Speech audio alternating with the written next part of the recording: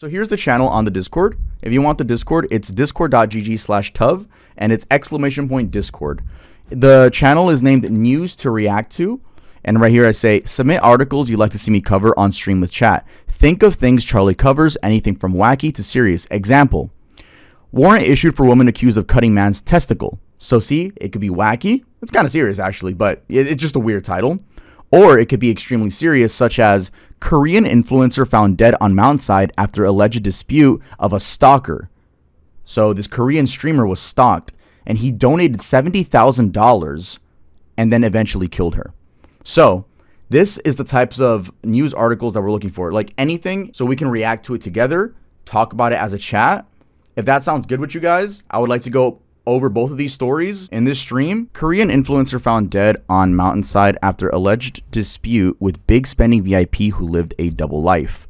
So from what I know, because I found this out on Plastic Plant over on Instagram, what I know is that apparently she had like this big ass stalker that donated up to $70,000 and eventually he killed her. So we're gonna see exactly what's going on. On Thursday, September 11th, whoa, it's been almost a month. On Thursday, September 11th, Yoon Ji-ah was found dead on a mountain in the Muju County of North Jeolla Province, South Korea. The influencer, who was in her 20s and had garnered over 300,000 followers, allegedly got into a dispute with a business partner before her death.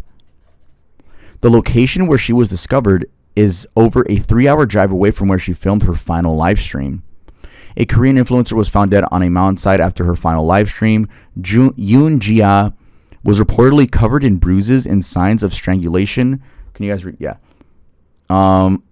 Strangulation when she was found unresponsive on a mountain in Muju County, North Jeolla Province on Thursday, September 11th, according to local outlets. Authorities believe that the TikToker, was she a TikTok live streamer? Was attacked 30 minutes after her final live stream ended. She had been filming in Yeonjong Island, Incheon, which is over 3 hours away from where she was found, per Jungang. The suspect in her murder has been identified as a man in his 50s named Choi, whose story was detailed in the Seoul Broadcasting System's Curious Story Y program, which aired on Friday, October 3rd. Choi was allegedly living a double life when he introduced himself to Yoon Ji-ah as the CEO of an IT company, per The Chosen Daily, having becoming known as a big spending VIP on video platforms where he used the nickname Black Cat. He convinced her to become business partners. This is what she looked like. Just a young woman in her 20s. Choi was ranked 46 out of 50 on TikTok, with an industry insider claiming that in order to reach that level, you need at least 100 million won.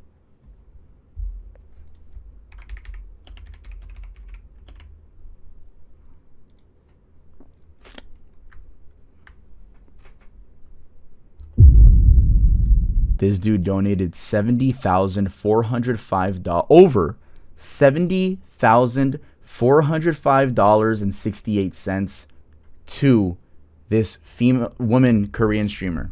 Bro, some people don't even make this in their fucking lifetime. However, he was allegedly in debt and his house had been seized through a forced auction. That's another level of creepy. You're donating money, that's the banks, because you're in debt, to the point where your house gets seized through a forced auction, but you're donating it to this woman?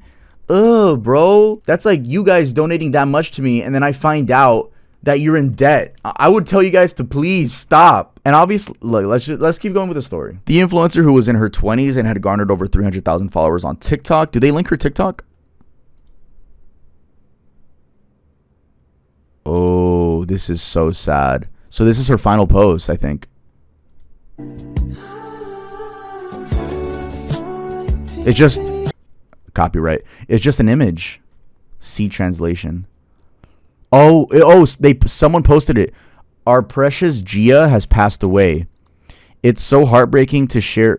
Okay, hold up. We're gonna go over the article and then read and then check out her TikTok. Choi was caught on security footage before Yoon Ji-ah's death, allegedly begging on his knees for her not to terminate their partnership. The influencer's grieving family claimed that cameras captured, I'm just going to say Yoon at this point, Yoon being forcibly prevented from exiting a car at around 3:27 p.m. local time on September 11th. The door of the vehicle was then slammed shut.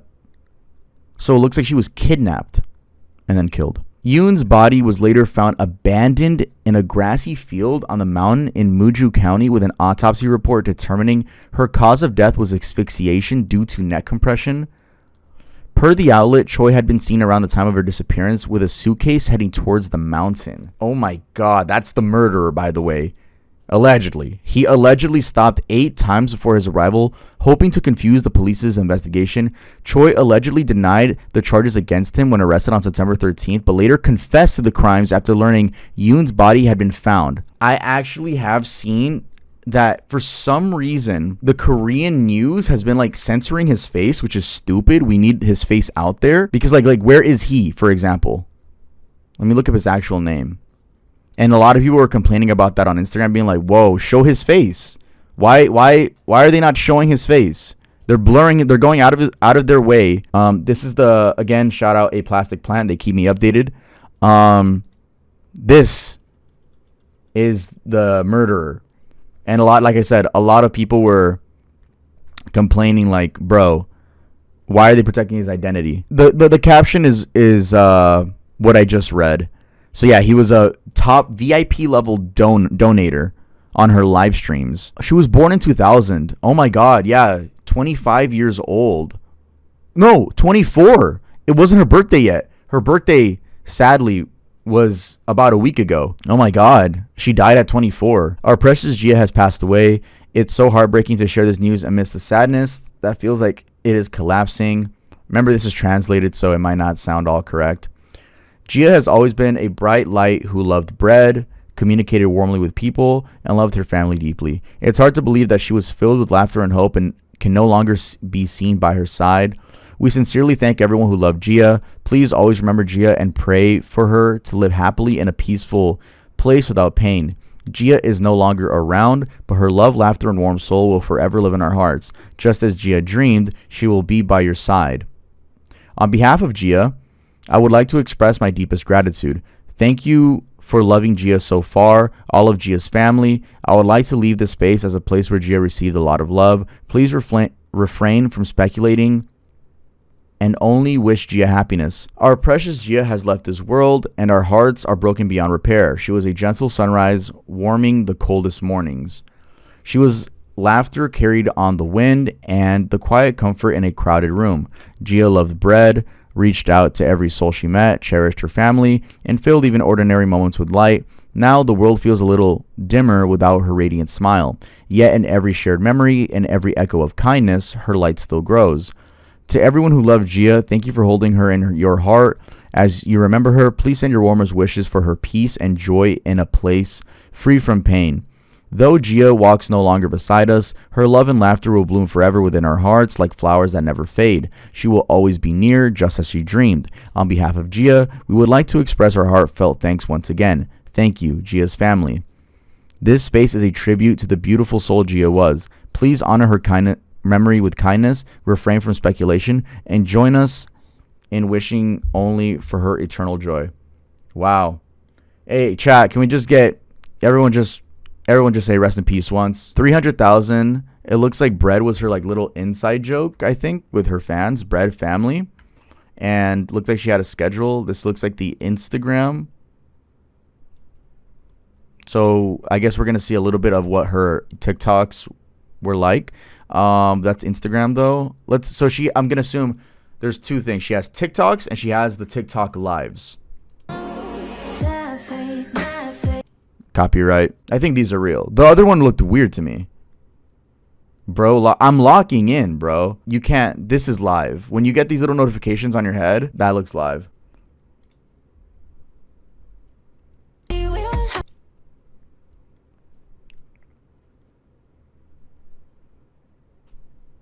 You know what's crazy, bro? If there were people obsessed enough to kill her, there's going to be people obsessed to just make her AI and continue probably being weirdos about it. I see. So, looks like she had 1,400 viewers. I want to see like an actual clip without music though. She is the one who do live stream every day before this, right? So was she like a 24/7, not 24/7, but like a daily?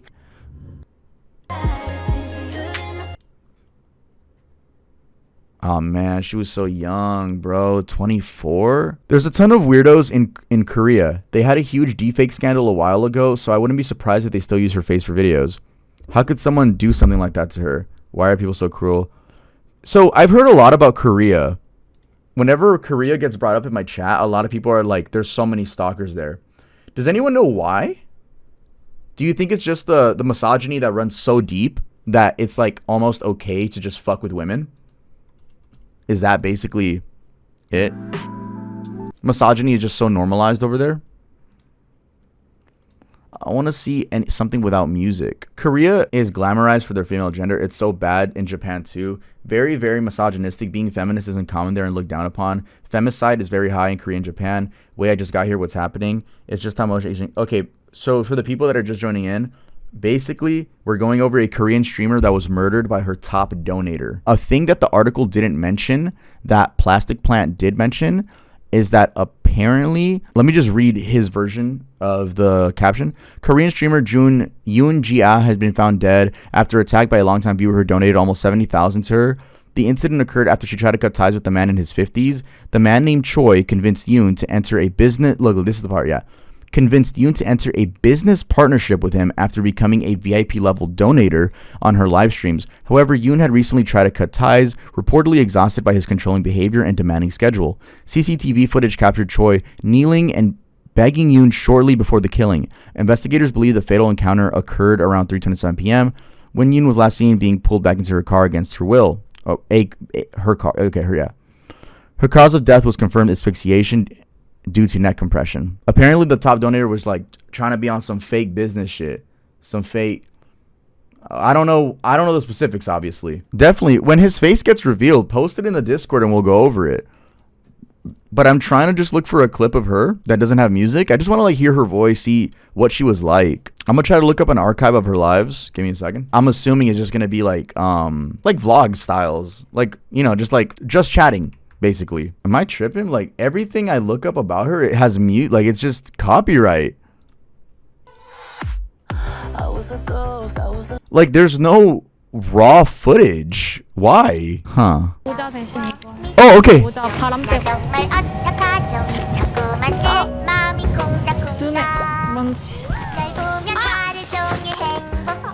Oh.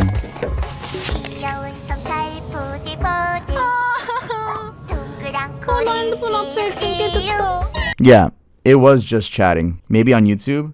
I mean, we just saw what it was. It's just like her being goofy, her eating. Oh, that's so creepy that someone was Ew, pigeon on the table. Someone was watching these and donating $70,000. The idea of a viewer becoming so obsessed with a streamer, like we've seen it happen in American culture with like Amaranth, and it's always women streamers. Guys, has there been a male streamer that was targeted that you know of by a woman? Or maybe even by a man, like on some creepy stalker shit, like that was sexual, not like some gang related violence. Do we even have any examples of like a male streamer that was stalked by a woman to the point where she found where he lives? Let me just look up male streamer stalked by woman. Let's see what happens. Oh my, wait, what? It has an AI thing. Male streamer stalked by woman. There is no information in the provided search results about a specific male streamer being stalked by a woman. The results focus on general information about Twitch streamers like Emiru, Pokimane, and Kincaid's following on the platform. To find information about a specific incident, you would need to search for the male streamer name along with the term stalker or stolen. Oh my god. It literally is just women.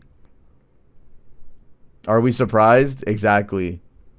Even though I was just surprised. It's that thing you don't want to be. It's like, wow. The AI literally told you to find it yourself. So no male being stalked is mainstream.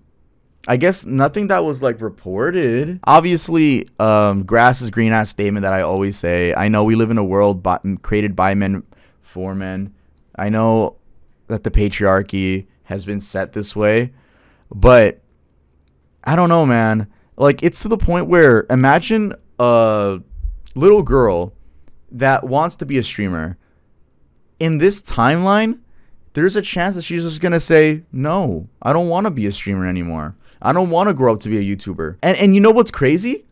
The fact that this is going to sound weird. The fact that that little girl making that decision of like, I don't want to be a streamer, saves her life.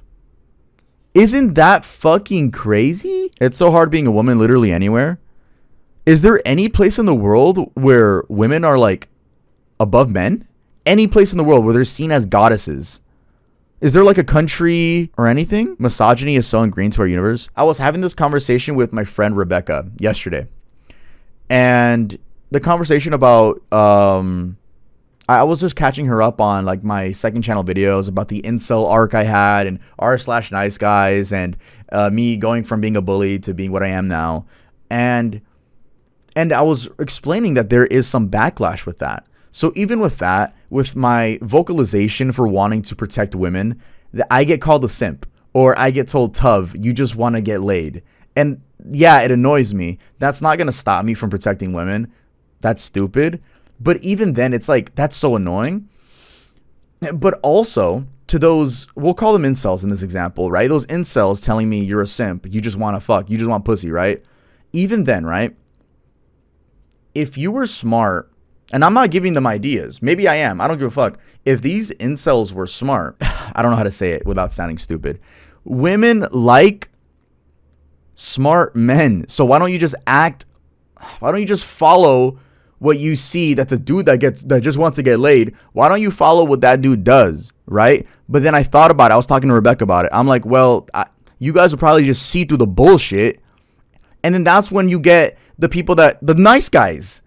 That's when you get the nice guys, the r/nice guys. Either way, whoa, shut up.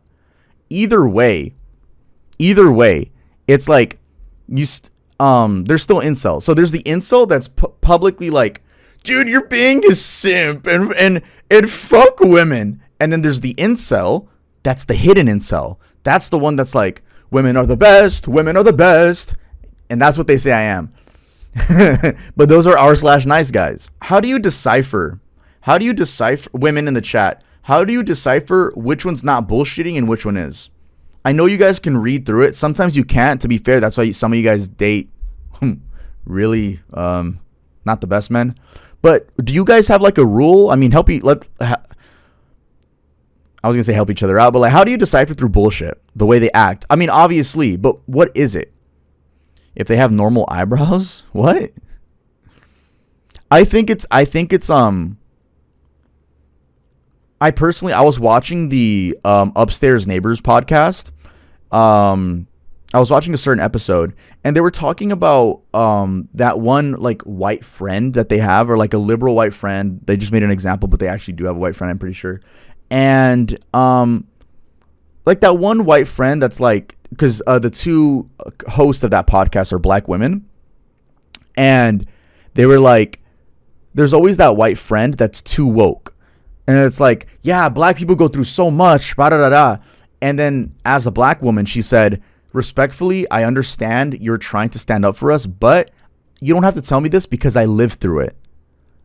You're talking to a black woman, you know? So I think it could apply to when men are trying overly to act like a feminist. Because why is a man telling you, like that one text we went through where the man was just like, you guys go through so much and I'm here to protect you because I know that you guys go through a lot and I don't know why. And it's like, bro, you don't have to tell them that because they lived through it. I think that's where the key becomes visible. You live through it. There's no reason that a man should have to tell you what you went through. You lived through it. Yeah, they already know. Exactly. I think that's how you can see through bullshit. It seems forced. It seems try-hardy. First nice to you, then show a fake personality. Mansplaining? Yeah, mansplaining. Forgot about that term. Real random, but in my town, we only have male OBs and it's so uncomfortable. Wait, am I being stupid? What is OB? Women doctor? Like gynecologist. Oh. I've heard this topic before. I think my sister said it. She said she will only get a gynecologist that is a woman. Do you guys agree with that statement? Someone close to me said it. Maybe it wasn't my sister. Someone close to me said they will only go to a gynecologist if it's a woman. Yes? Yes. I agree too. I think it's pretty fucking